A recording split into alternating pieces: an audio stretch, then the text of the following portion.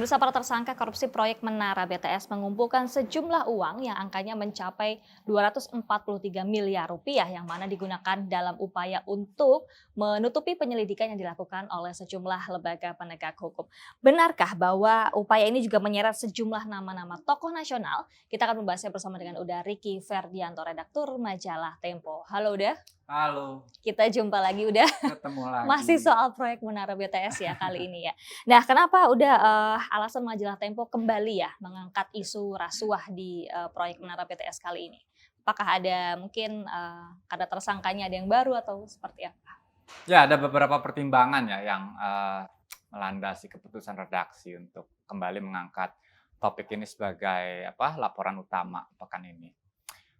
Pertama, memang ada newspack ya, kalau dalam istilah jurnalistik itu cantolan berita gitu. Cantolan berita itu adalah peristiwa ketika saat ada penambahan seorang tersangka ya.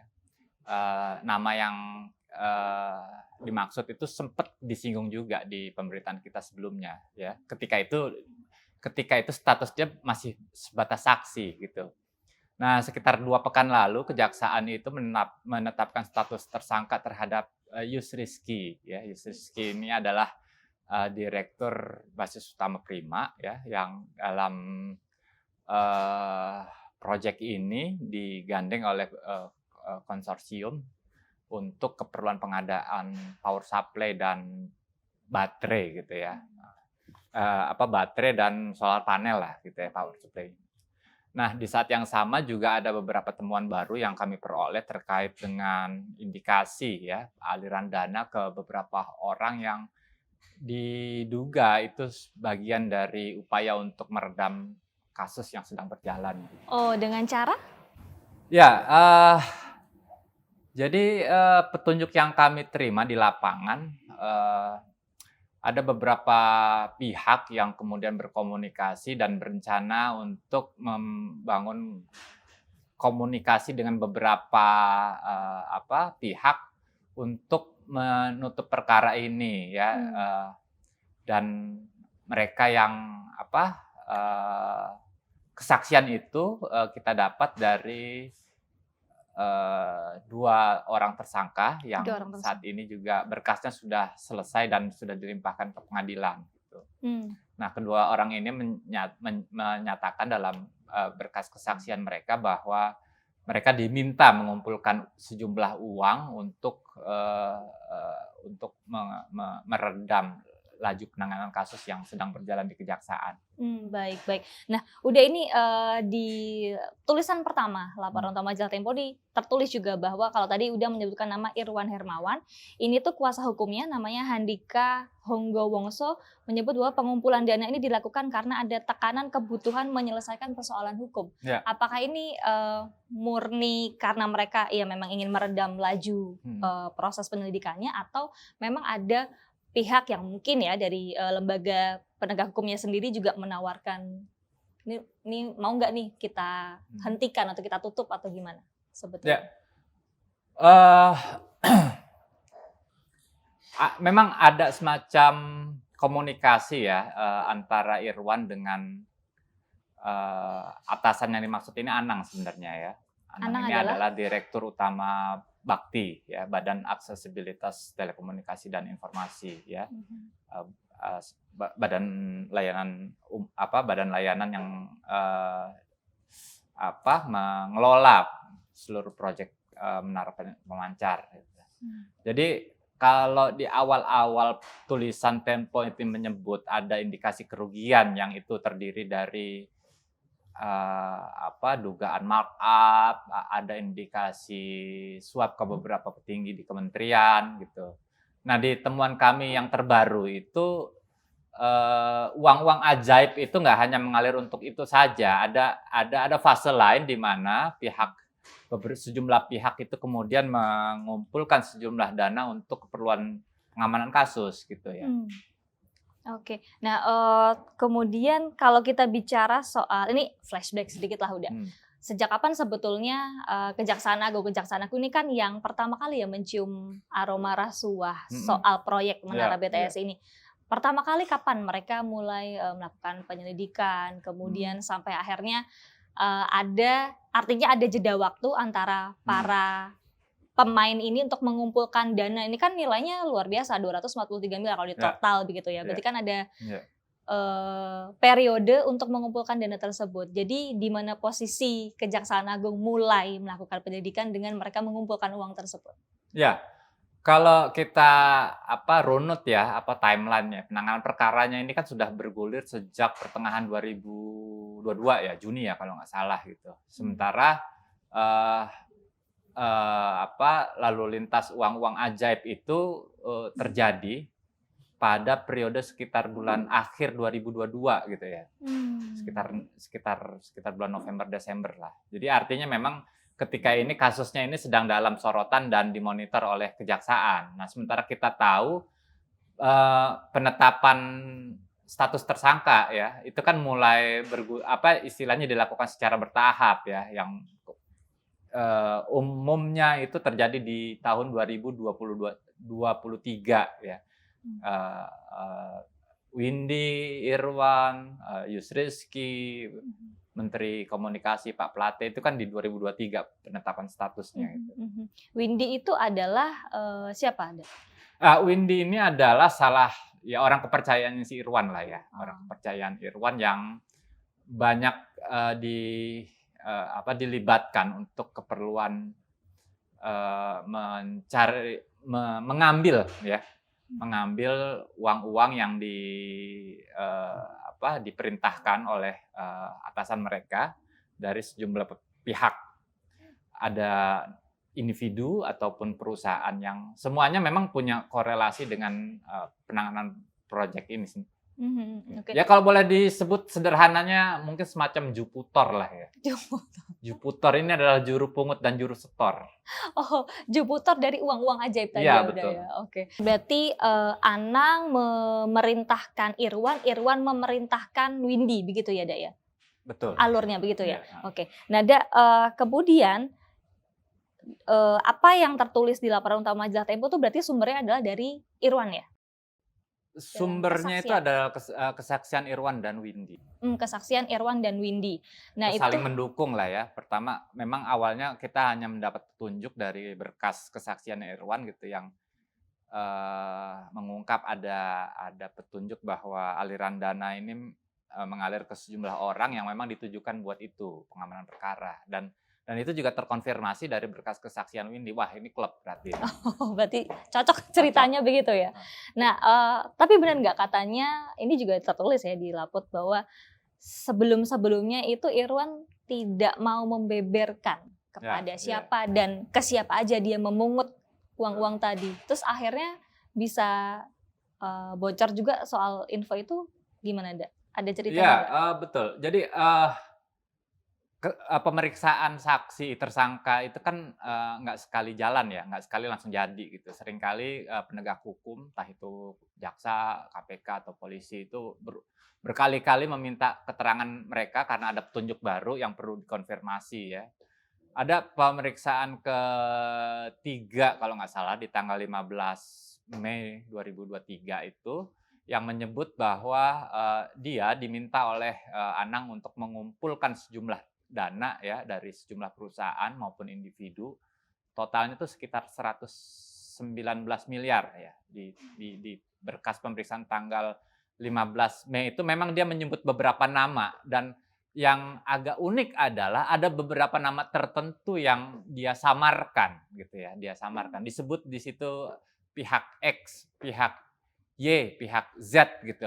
Jadi tidak jelas siapa orang yang dimaksud. Masih agak malu-malu lah gitu ya. Nah, baru kemudian di pemeriksaan lanjutan di tanggal 14 Juni 2023 Irwan mulai memberanikan diri ya mengungkap siapa saja identitas orang-orang yang dia maksud dalam berkas pemeriksaan itu. Terungkap nama-nama besar yang ya sudah disampaikan juga ya dalam liputan majalah Tempo pekan ini ya. Ada beberapa, salah satunya itu adalah mantan tim sukses Presiden Joko Widodo yang juga dikenal di kalangan pengusaha tambang dan telekomunikasi. ada juga seorang direksi salah satu perusahaan plat merah di Pertamina gitu kan, ada juga banyak nama lah gitu. Termasuk saya juga mencatat ini ada, salah satu staf ahli anggota DPR. Oh ya betul. Iya, itu ya, Dak. Terus kemudian ada juga, ada beberapa nama. Terus yang menarik ini adalah, ketika Irwan ditanya dari mana saja ia mengumpulkan sejumlah uang tersebut begitu, ada menyebutkan nama yang masih belum jelas, tapi ini sangat menarik, adalah nama Dito. Itu bisa diperjelas deh, itu gimana akhirnya keluar nama Dito itu? Ya, keterangan yang kita dapat di lapangan memang ada nama itu ya. Di berkasnya pun juga disebut secara terang benderang, dan hasil penelusuran kita di lapangan nama itu merujuk kepada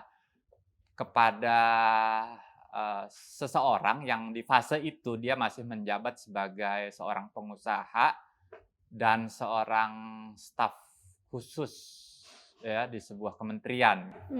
Pada saat itu artinya berarti di kisaran pertengahan tahun 2022? Di kisaran akhir 2022 dan awal 2023 lah gitu. Terus penelusuran majalah Tempo, mengarah ke nama tertentu atau sosok tertentu yang Nah, nama mungkin itu dikenal sudah kita publik? konfirmasi. Kita mendapatkan nama yang agak terang benderang gitu ya. Hasil penelusuran kita dengan beberapa orang di lingkaran proses penyelidikan kasus ini. Nama orang yang bersangkutan sudah kita konfirmasi juga. Oh, sudah merespons juga? Sudah merespon dan memberikan jawaban sekalipun dia membantah, dan dia mempertanyakan apakah Dito yang maksud adalah Dito dia atau orang yang berbeda. Oh, karena mungkin sekali, karena ada banyak nama Dito begitu ya. Tapi Dito yang mana silakan pemirsa baca majalah Tempo, laporan utama di pekan ini ya udah ya. Oke, nah ini kita beralih ke, beberapa waktu yang lalu kita juga yang pertama kali kita terkejut lah bahwa, salah satu menteri terlibat dalam, pusaran kasus, korupsi ini yakni Jody G. Plate. Nah, apakah, uang yang mengalir ke dia itu adalah bagian dari total yang 243 itu, Dak? Betul. Sebagiannya mengalir Ya, ke dia? betul. Itu untuk apa, udah? Ya, Menurut informasinya. ada beberapa hal yang kita dapat petunjuk di lapangan, misalnya ada semacam permintaan yang itu dialokasikan untuk keperluan stafnya Pak Menteri gitu ya. Itu di-store secara berkala setiap bulan, besarannya kalau nggak salah sekitar 500 jutaan ya dari periode hampir setahunan lebih lah gitu. Jadi maka kalau kemudian dakwaan Pak Menteri ini besok itu juga salah satunya itu adalah merujuk kepada peristiwa itu gitu ya. Ada juga misalnya dugaan indikasi penggunaan dana untuk keperluan amal gitu, yang di beberapa tempat kita tahu ada uang yang diminta oleh Pak Menteri dari sumber pendanaannya dari ini gitu ya. Misalnya untuk pihak gereja, korban apa segala macam di sana gitulah. Statusnya, permintaan ya? Maksudnya meminta begitu atau memang dari, beberapa nama tadi yang sudah menjadi tersangka memberikan jatah? Atau meminta Ada atau memberi jatah? semacam event acara yang dihadiri oleh Pak Menteri, dan ketika itu Pak Menteri berkomitmen untuk memberikan bantuan, dan bantuan ini kemudian eksekusi pendanaannya itu dilakukan lewat alur pendanaan bakti. Dari uang tersebut ya. Oke, kita nantikan detailnya nanti di pengadilan seperti apa. Baik, kita beralih lagi soal, jadi sebetulnya benar atau tidak bahwa ada upaya suap tadi ke salah satu lembaga penegak hukum? Apakah yang dimaksud ini misalnya Kejaksaan Agung? Apakah Tempo juga sempat bertemu dan mendapatkan konfirmasi dari pihak Kejaksagungnya sendiri atau seperti apa? Ya, jadi kan gini, orang-orang yang dia sebut dalam berkas pemeriksaan ini adalah orang-orang yang dianggap memiliki koneksi ya, dan bisa memberikan bantuan lah untuk membuka komunikasi dengan beberapa penegak hukum, memberikan semacam kemudahan dalam tanda kutip ya untuk meredam laju penanganan perkara. bukan orang baru sebenarnya kalau penerusan kita ya. Untuk beberapa hal memang beberapa di antara nama itu memang kita sempat dengar gitu. Nah, tapi memang di kesaksian itu hanya berhenti sampai situ gitu ya kesaksiannya. Apakah kemudian aliran dana yang sudah digelontorkan sekitar 119 miliar ya kalau nggak salah. Jumlah yang paling banyak tuh memang diperoleh oleh salah seorang pengusaha yang tadi saya maksud itu sekitar 75 miliar gitu ya. Apakah ini kemudian dia gunakan sendiri ataukah sudah diserahkan ke beberapa petinggi, pejabat maupun penyidik di Kejaksaan Agung? Eh, saya kira ini menjadi tugas dari penyidik untuk mendalami itulah. Oke, jadi udah dikasihin tapi apakah kemudian disebar sesuai dengan peruntukan yang awal niatnya tadi ya Iya, iya. untuk menahan laju tadi, nah itu yang masih perlu Nah, didalami. kami menduga kenapa kemudian Irwan punya cukup keberanian untuk bersuara, ya. Karena komitmen yang dia buat dengan mereka ini itu ternyata tidak berujung sesuai ekspektasi gitu ya. Awalnya kan saya minta ini supaya diredam kok kasus tetap jalan gitu. Kita Saya tetap jadi bisa tersangka juga. gitu. Boleh jadi kecurigaan kita. Nyanyian itu muncul karena itu. Jadi apakah kemudian ini merupakan peristiwa penipuan atau enggak itu mestinya itu perlu didalami juga oleh kejaksaan karena menurut pengakuan mereka uang itu sudah diserahkan gitu. Oke. Nah, ada salah satu nama juga yang disebut dia adalah seorang auditor BPKI yang membuat bahwa BPK kemudian memberikan status pelaksanaan proyek ini wajar dengan pengecualian. Nah, itu gimana tuh, Dak? Siapa dia? Ya, ada namanya juga disebut dalam majalah Tempo ya, pekan ini kita sebut inisial S lah gitu ya. Orang ini konon informasi yang kami peroleh itu transaksinya terjadi di Surabaya. Gitu. Ada sejumlah uang sekitar 50 miliar yang memang dialokasikan untuk keperluan itu gitu. Dan dia adalah orang yang menjadi semacam perantara lah. Gitu. Oke. Tapi layak kita tunggu lah ini sebenarnya duitnya udah kemana dan gimana. Oke. Baik. Nah, untuk menutupi jejak penerimaan dan penyerahan uang tadi, benar nggak sih, Dak, bahwa ada upaya untuk mengaburkan prosesnya dengan apalah nggak tahu. Itu benar, Dak, tapi? Ya, keterangan itu kita dapat dari Windy ya. Windy itu dalam berkas pemeriksaan itu menyebut bahwa ada beberapa transaksi. Salah satunya misalnya dia sebut ketika dia mendapatkan proyek kajian apa gitu dari perusahaan apa, disetor sekitar 2 miliar. Seolah-olah ada pekerjaan gitu, tapi sebenarnya nggak ada. Ini hanya semacam upaya kamuflase aja untuk menutupi alur penggunaan uang gitu. Itu kenapa ya Kejaksaan Agung juga masuk lewat delik tindak pidana pencucian uang gitu.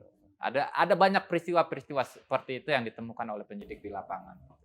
Tapi memungkinkan tidak sih bahwa nanti akan muncul tersangka baru lainnya?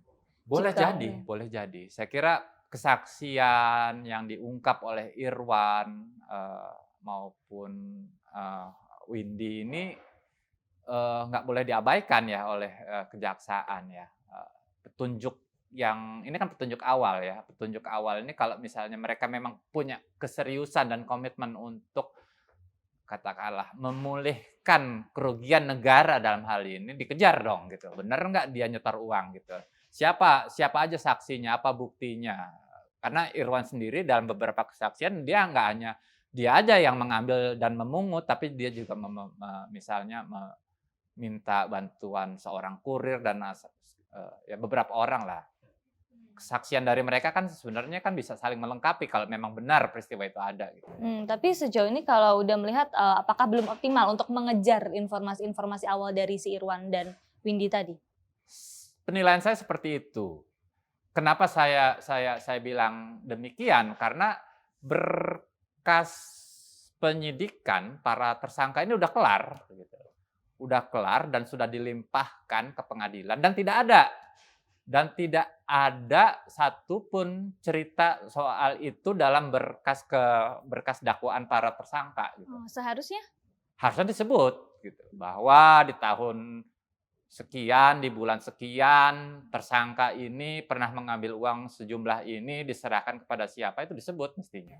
Dan ini artinya mengindikasikan apa, Bda? Saya kira belum tuntas. Jadi proses proses penyidikan yang bergulir sekarang ini baru setengah jalan kalau menurut kami ya. Dibuat terburu-buru dengan sengaja mungkin? Saya nggak punya asumsi, saya nggak punya apa ya penilaian soal itu ya. Tapi saya kira memang ada beberapa hal dan petunjuk-petunjuk di lapangan yang kita peroleh yang sebenarnya kalau kejaksaan itu punya keseriusan buat mengejar ya kerugian negara, memulihkan kerugian negara dalam hal ini mestinya sih banyaklah yang misalnya bisa didalami. Misalnya gini, Pak Mahfud itu kan sempat menyebut ya nilai dugaan markup di balik proyek ini jumlahnya lebih dari 100%. Misalnya dari satu menara yang angkanya nilai realnya cuma sekitar 1,1 M ternyata dianggarkan 2,5 M gitu kan. Oke. Dan di menara itu kan ada sedikitnya ada 3 komponen biaya yang besar lah gitu ya. Yang pertama dari menaranya sendiri, material tiang menara gitu kan. Yang kedua misalnya dari sisi receiver-nya itu, alat pemancar ya yang menangkap sinyal dan menyebarkan. Yang kedua power supply gitu ya. Nah, di power supply misalnya ya, power supply ini panel surya dan baterai gitu ya. Itu konon memakan alokasi dana sekitar 30-40% dari pelaksanaan proyek. Kalau kita beranggapan bahwa katakanlah dari pengadaan power supply itu katakanlah sekitar 700 juta misalnya ya. Artinya nilai realnya itu kan sebenarnya cuma sekitar 300 juta. Kalau kita merefer kepada penjelasan Pak Mahfud ya, gitu ya. Dengan 300 juta, seorang pengusaha sebenarnya juga udah untung gitu loh. Ini ada angka yang ditaksir sudah mengalami penggelembungan gitu ya. Pak Mahfud mengatakan kan itu ya, ada 1,1 nilai proyeknya ternyata dianggarin 2,5 M gitu. Kejar dong siapa aja yang mendapatkan keuntungan dari itu secara nggak wajar. Gitu. Apakah itu memang sebuah transaksi yang common, lazim dalam proses bisnis atau sudah ada pengkondisian? Karena informasi petunjuk yang kita peroleh di lapangan untuk beberapa komponen pengadaan itu sudah ada arahan, lo harus pakai ini, nggak boleh nawar harganya segini, kan repot yang kayak gitu. Oke. Jadi bukan tidak mungkin bahwa taksiran kerugian negara yang sekarang kita tahu jumlahnya itu akan lebih dari itu. Ya, Mungkin betul. sekali ya, Dak ya. Dan terakhir, apakah Tempo juga sudah mendapat informasi soal kapan bahwa kasus ini akan segera masuk ke persidangan? Pekan ini ya, jadi berkas sejumlah tersangka itu sudah selesai dilimpahkan tanggal 22 Juni lalu ya, kayak Irwan, Galumbang, Anang juga, Pak Menteri juga pekan lalu juga sudah ada pelimpahan gitu yang sidang pertama itu akan diagendakan tanggal besok ya, Selasa 27 Juni. Betul, Pak Menteri yang pertama itu. Oke, baik. Sangat layak kita tunggu update-nya seperti apa ya, Uda. Terima kasih banyak Uda Ricky Ferdianto sudah Sama-sama, Mbak bergabung di Diah. Cakap-Cakap kali ini. Pemirsa, bagi Anda yang ingin sekali mengetahui siapa tadi nama-nama yang sudah disebutkan di obrolan kita, tapi secara lebih detail, baik namanya, kemudian background-nya, ceritanya seperti apa, besaran nilai yang dimainkan begitu, silakan baca langsung di majalah.tempo.co ataupun dapatkan majalah versi cetaknya. Akhir kata saya Dejan beserta kru yang bertugas pamit undur diri. Kita akan jumpa di Cakap-Cakap episode selanjutnya. Bye.